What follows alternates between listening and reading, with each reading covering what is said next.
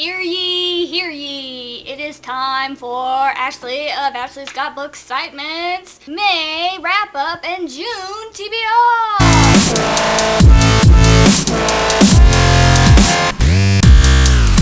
So hey, I'm gonna wrap up what I read in May and what I plan to read for June. May was okay. It's always okay with me, you know? I read 4 books.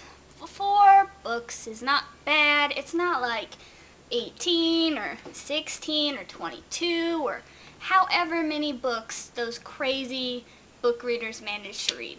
I do what I can do. But my month wasn't bad. I read zombies, aliens, and alternate history, steampunk kind of things. The first book that I read was Dead of Night by Jonathan Mayberry. This is zombies. If you guys know Jonathan Mayberry, you know that Jonathan Mayberry writes zombie books, and I enjoy said zombie books that Jonathan Mayberry writes. And this one was no exception. 4 out of 5. It was really action-packed, really quick. The ending was pretty ridiculous. I mean. Not ridiculous in a bad way. This book takes place in the span of a day when the first zombie awakens to pandemonium. It was supposed to be a standalone book, but I've heard it's getting a sequel, which makes sense after you read the ending. I'm not going to spoil anything, of course. It was fun. I won't say that I loved all the characters. The main lady she's pretty tough, and I don't think I'd want to mess with her. Yeah. And the government. Oh, the government's bad news in that little town where the zombie apocalypse is happening. Bad news bears. Second book that I read was Behemoth by Scott Westerfield. This is the second book in the Leviathan trilogy. I actually read this book, kind of, sort of, maybe, for the hashtag Yearathon that my friends Keisha, Alyssa, Christina, and now I think they've added another girl into the mix to moderate the Goodreads group, which I was unaware of. But I think her name is Carrie. I want to say that's her name. But I decided that this was what I was going to read for it. It was on my pile, and I was going to read it anyway. But it is an alternate history series that takes place World War I. There are 2 groups of people called Clankers and Darwinists, and Clankers are kind of the German forces. They like big machines, so they make huge robots, stuff like that. And then the Darwinists are like the British and other people. I think Charles Darwin was their mentor. And they make fabricated beasties. So in the first book we were aboard the Leviathan, which is a whale ship, a fabricated beastie, a flying whale ship. And in this book we continue on with their journey. We travel to the Ottoman Empire, and they have lots of fun there. Kind of.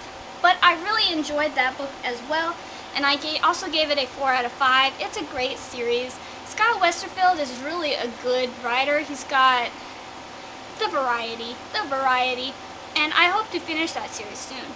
The third book that I read was Flesheaters by Joe McKinney. This is also a zombie novel, and little did I know that it was third in a series. Surprise, surprise.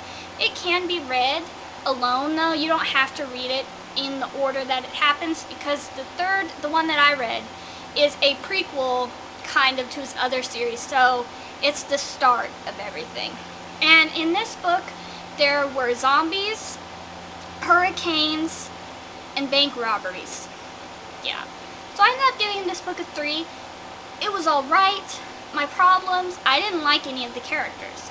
Our main character, Eleanor Norton, was annoying. I didn't like her. Judgy. Blech. And then we had Captain Mark Shaw, who, he was okay, but he was kind of weird because he was all about duty and then at the same time bank robbery. I don't know how those 2 mesh. And the flooded city aspect of it was pretty cool, because what happens is Houston, Texas gets hit by 3 hurricanes, and in this nasty water with all these dead bodies floating in it and all that stuff, there's some kind of virus in the water, and it infects people, and then they become like zombies. So they're not really dead. And a weird thing, they can be killed in other ways. Like, you don't have to shoot them bullet to the head. They can, like, die by drowning them. Odd. So I thought this book was okay. I might read more of his stuff. Just felt like too much was happening in it. I don't understand why there had to be like a bank heist.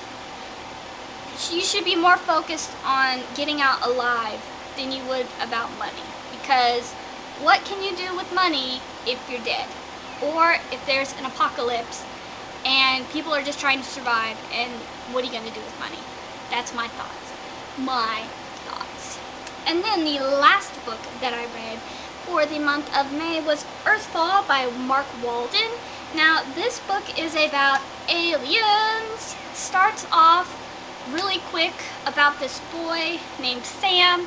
We meet him. He's running, scavenging the city, and then the aliens start coming after him, and yeah, it's really good. I really did enjoy it. It's a very short book, so the beginning was great, the ending was great, the middle was just a little bit rushed, and I feel like character development, there could have been more character development, because you meet a lot of people in the middle, and some of those people die, and I had trouble remembering who those people were. I ended up giving that book a 4 out of 5 as well. And yeah, it's got a sequel. I really want to read it. It is very interesting alien stuff, so if you like aliens, go check that out. So that's it for all the books that I read in the month of May. I did okay. And now I'm going to what I'm going to read for June. I failed last month to do any of my read-alongs with Keisha, so I might try to fit those books in as well. Keisha from The Forsaken 707, I am sorry. I am a bad read-along buddy. What I'm currently reading is Stuart McBride, Birthdays for the Dead. This is a crime novel set in England, and it is about this detective, constable, I don't know what they call him in England. It said it many times, and I just woo. But anyway, it's about Ash Henderson, and he is on the hunt for this killer called the Birthday Boy. And what the Birthday Boy does is he kidnaps 12-year-old girls before their 13th birthday. He keeps them, he tortures, he does awful things to them.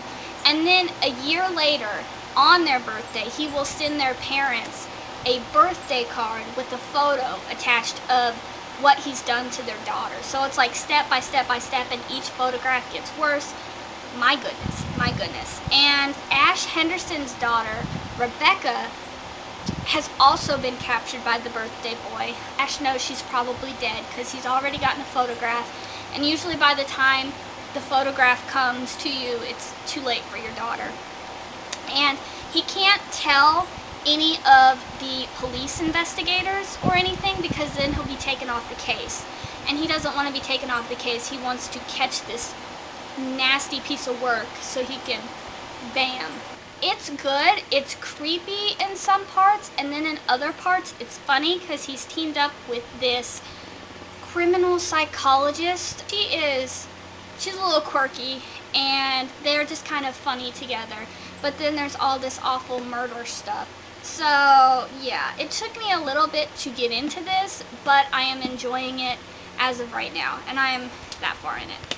I don't know if I'm going to get to this because I only have a couple more days to read it from the library. I don't like to read more than one book at once because it messes with me. I forget things and stuff like that. So I hope to get to it, and if I don't, I'll just recheck it out again. But it is The Program by Suzanne Young. It's like a dystopian future kind of thing where a whole bunch of kids have become suicidal, and if you exhibit any suicidal tendencies, you are put into this place, this program, and they try to treat you for it. One of my friends really likes this, Christina from The Princess Gummy Bear. She really likes this book, and I really do want to read it.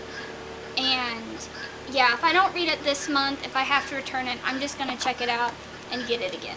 The sequel is out for this too, The Treatment. Yeah, so I might have to request that. Then the next book that I want to read is Icons by Margaret Stohl. Now you probably know Margaret Stohl from her Beautiful Creatures series, which she co-authored with Cami Garcia. This is her standalone series. Heard mixed things about it. I've heard of a person who doesn't like this. And I think this one is also about aliens. I enjoy aliens. I don't enjoy aliens. I wouldn't want evil aliens to come down. But reading about it can be fun. And it has cool different text kind of things in it. So yeah, excited for that. And then Born Wicked by Jessica Spotswood.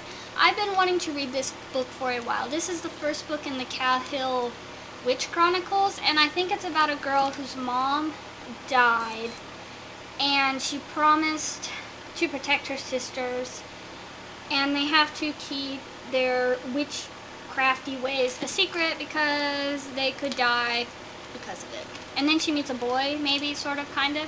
Yeah, so I'm very excited to read this. I've been eyeing it for a while, and yes. And then the last book that I have on this TBR for June is Winger by Andrew Smith. Heard a lot of good things about this book. It has a really awesome cover. It's full of illustrations and comics and stuff like that. It looks cool, and I've heard, I don't really know exactly what it is. It's like a boarding school, maybe bullying or something like that. So I'm excited to read this. I've read another of Andrew Smith's books, The Marbury Lens. The Marbury Lens is weird. Really, really weird. And yeah, I'm excited to read this. I want to see what it's like. So those are the books that I plan on reading. Yes, and maybe more if I get the chance. So yeah, that is all that I've got. I will see you guys later. I promise that I will film Friday reads for this upcoming Friday because I didn't do it last week and I feel large amounts of guilt. Large amounts. So yeah, that's all I got. I will see you guys later. Leave me comments if you've read any of the books or if you're interested in any of the books. I like to talk about books. And yes, that's all I've got. Bye!